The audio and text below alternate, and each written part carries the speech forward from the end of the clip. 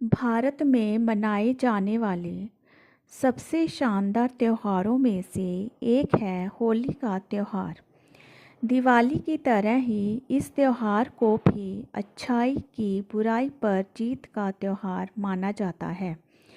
हिंदुओं के लिए होली का त्यौहार पौराणिक महत्व भी रखता है। इस त्यौहार को लेकर सबसे प्रचलित है प्रहलाद, होलिका और हिरण्यकश्यप की कहानी। होली की केवल यही नहीं और भी कई कहानियाँ प्रचलित हैं। होलिका दहन। होली त्यौहार का पहला दिन फाल्गुन मास की पूर्णिमा को मनाया जाता है। इससे अगले दिन रंगों से खेलने की परंपरा है, जिसे धूलेटी, धुलंडी और धूली आदि नामों से भी जाना जाता है।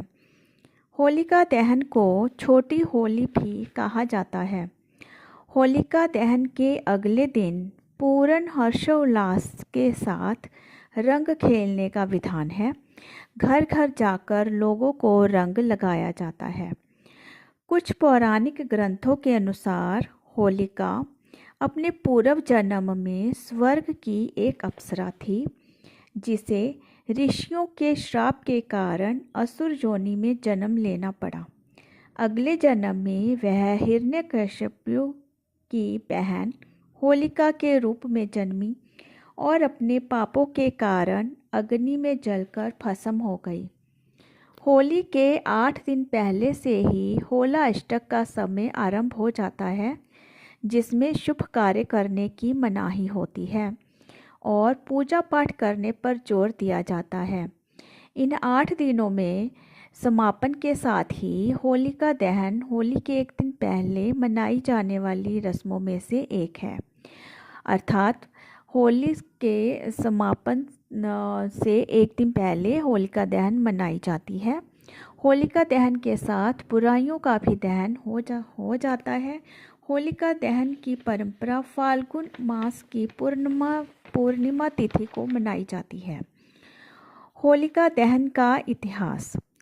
विंध्य पर्वतों के निकट स्थित रामगढ़ में एक ईसा से 300 वर्ष पुराने अभिलेख में इसका उल्लेख मिलता है। कुछ लोग मानते हैं कि इस दिन भगवान श्री कृष्ण ने पूतना नामक राक्षसी का वध किया था। इसी खुशी में गोपियों ने उनके साथ होली खेली थी। भगवान श्री कृष्ण और पूतना की कहानी। होली का श्री कृष्ण से गहरा रिश्ता है।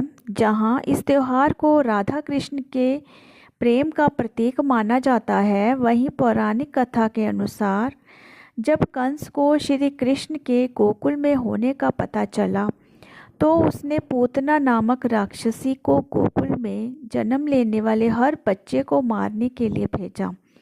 तब भगवान श्री कृष्ण ने पूतना का वध किया। तभी से यह होली पर्व मनाने की मान्यता शुरू हुई। होलिका दहन की एक और कहानी है कि कामदेव को भस्म करना। अर्थात माता पार्वती जब भगवान शिव से विवाह करना चाहती थी और भगवान शिव तपस्या में लीन थे। ऐसे में कामदेव आगे आए और उन्होंने भगवान शिव पर पुष्प बाण चला दिया। तपस्या भंग होने पर भगवान शिव को इतना गुस्सा आया कि उन्होंने तीसरी आंख खोल दी और उनके क्रोध की अग्नि से कामदेव भस्म हो गए। कामदेव के भस्म हो जाने पर उनकी पत्नी भगवान शिव से प्रार्थना करने लगी कि कामदेव को जीवित कर दे।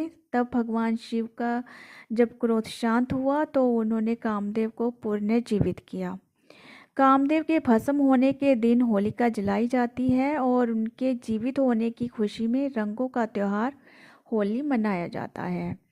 पुराणों के अनुसार हिरण्यकश्यप ने जब देखा कि उसका पुत्र प्रहलाद भगवान विष्णु का भक्त है और वो किसी अन्य को नहीं मानता, तो वह क्रोधित हो उठा।